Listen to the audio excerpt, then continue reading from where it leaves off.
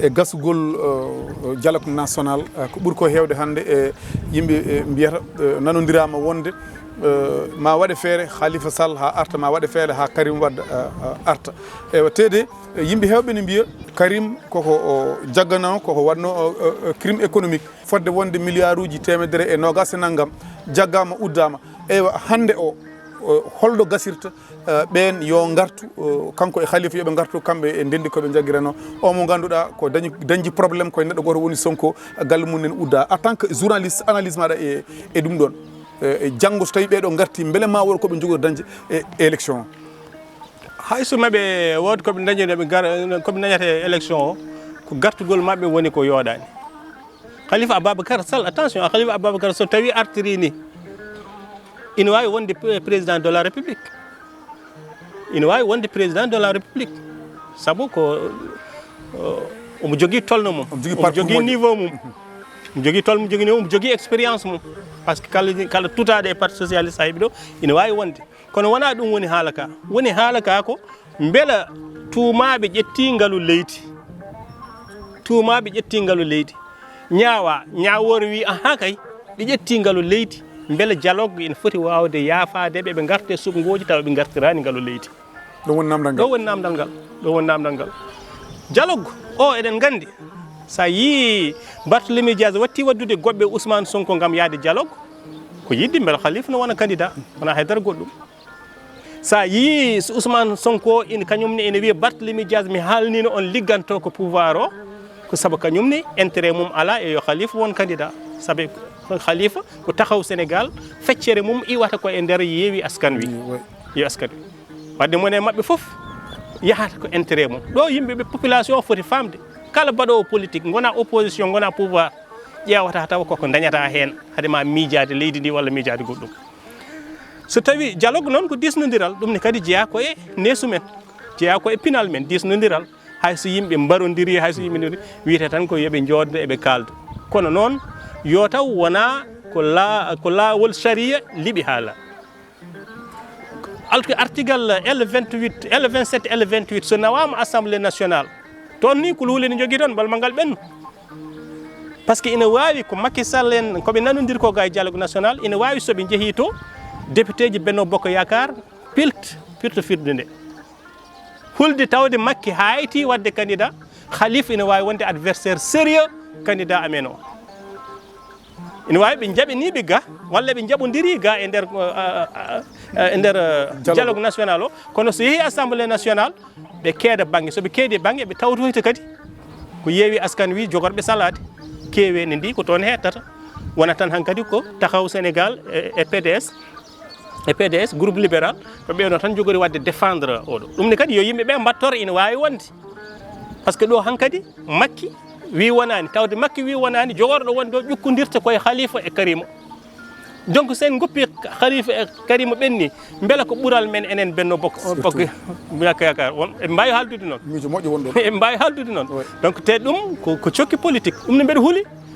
yo taw kuulal ngal ma ɓennoye assemblée nationale ngal ɓenni dialogue jaɓama masalaha deeƴe rooɗi ko dañaka foof ɓe mbawi fusde e serdude yeewi askan wi waɗi baalaji joni haysa yeehi assemblée nationale ma taw yimɓe ne jooɗortono ni adan jonde nde se waylima yimɓeɓe ne jewtiran noon en haaldannoɓe yahandirannoɓe e nder assemblée a tawat waylima par ce que ɗeeto foof hankkadi intérêt men woni ko yaadude e Benno gam candidagal men laato moƴƴo wona dalil e nder leydi Sénégal saabu temedere capantati milliard o e jeetati milliard o so tawi laatima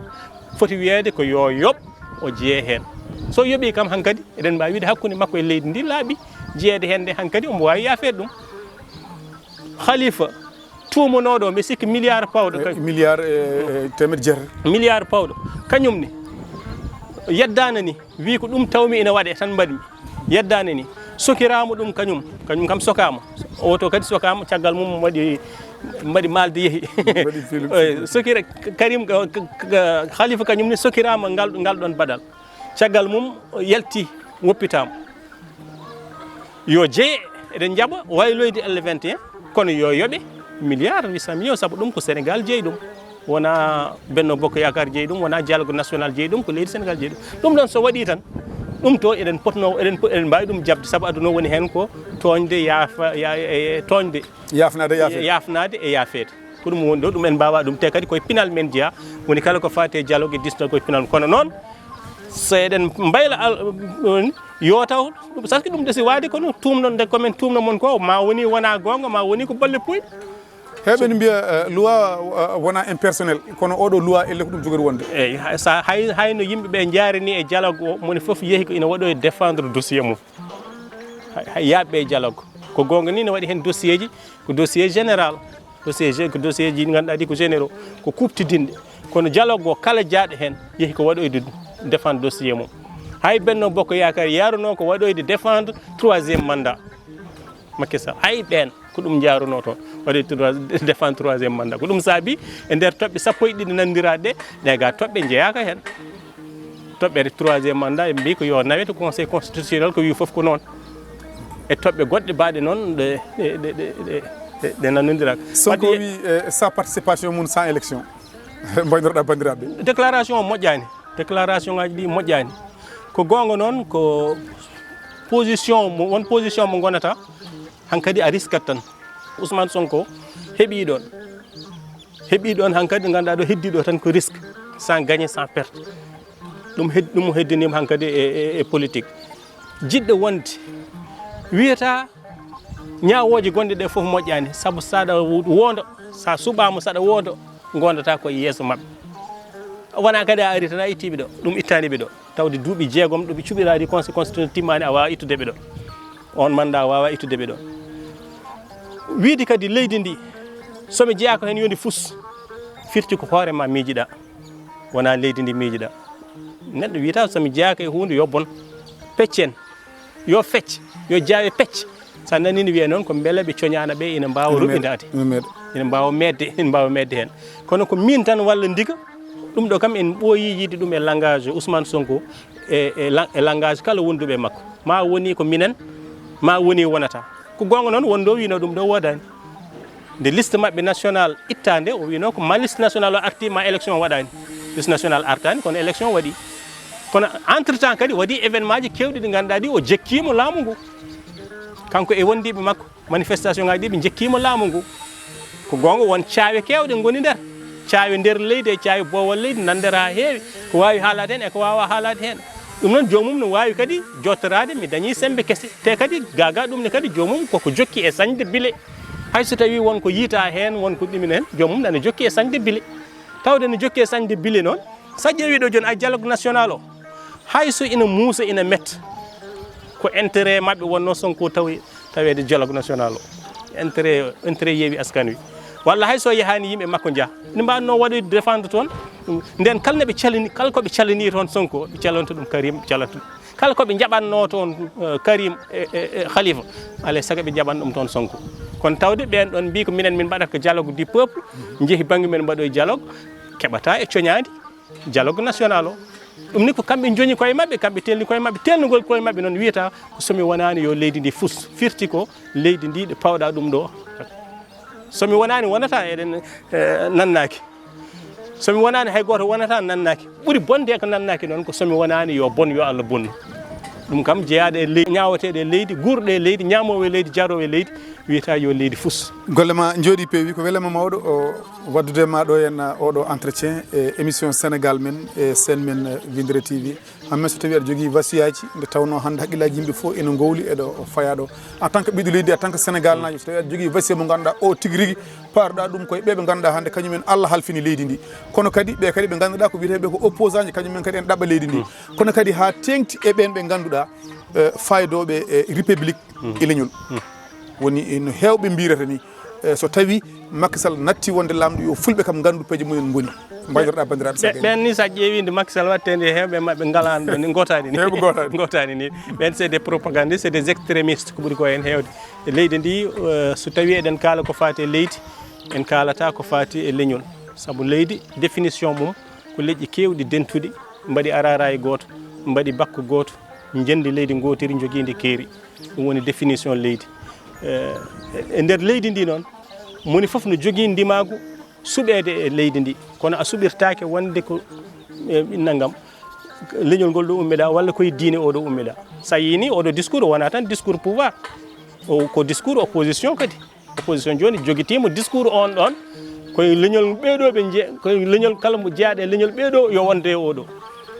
ɗum noon ina heewi e nder Afrique addi kadi pusgoji kewɗi e nder Afrique te kadi ɗum ne kadi ina metti salade e nder Afrique saabu iwdi ina tiiɗi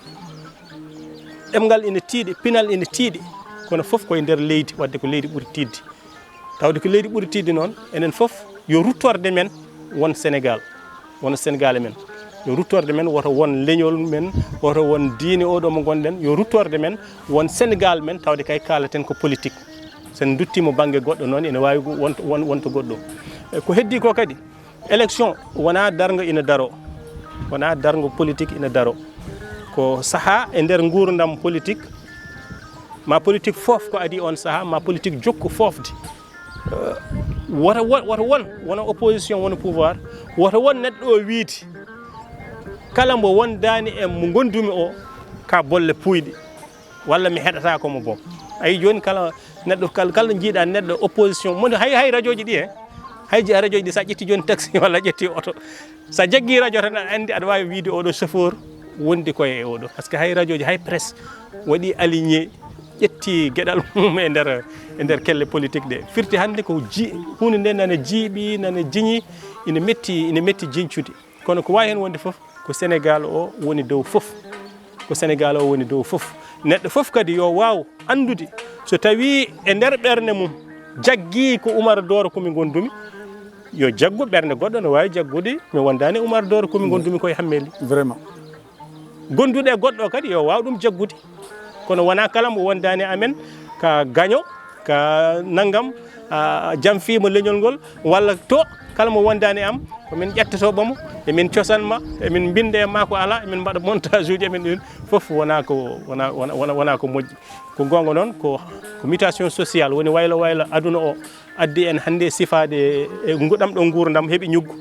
par ce que gurɗen ɗo ko gurdam heeɓi ñuggu hay goto wonda ko hay goto moni foof wonda tan intérêt mum e gartam mum ɗum ɗon noon moƴƴani e nder leydi eɗen mbiya tan yo Allah faabo Sénégal kala jogorɗo wonde lamɗo leydi Sénégal yo Allah watmo lamɗo malɗo Sénégal kala mbo malani Sénégal kala gaddowo pusgo e nder leydi Sénégal kala gaddowo ceeral leƴƴi ceeral diineji ceeral enɗemeje taƴam enɗemeje e nder leydi Sénégal woto Allah rokku ɗum leydi ndi ɗum tan woni ko joguiɗen kene mbiyen kadi moni foof joguitari mum ko kartal mum wona débat ji wona yaade ina haala e nder grand place uji walla ina haala e nder auto ji ina dukde taw duku mum hen sahaji ni no waɗor engagé leñol mum walla waɗor engagé diine mum wona ɗum joguitari subgoji tan ko kartal ɗo noon cokki rulde nde fuɗɗima sarade e asman kono asman o suwa labde taw ceer ndew laaɓi ceer foof kadi moni foof yo rokke hurum wondude e mbo yiɗi eyyi kono kam kala ko ina fusi leydi ndi woto Allah waɗan en ɗum amin Allah jarama a jarama seydi komi a jarama no fewi merci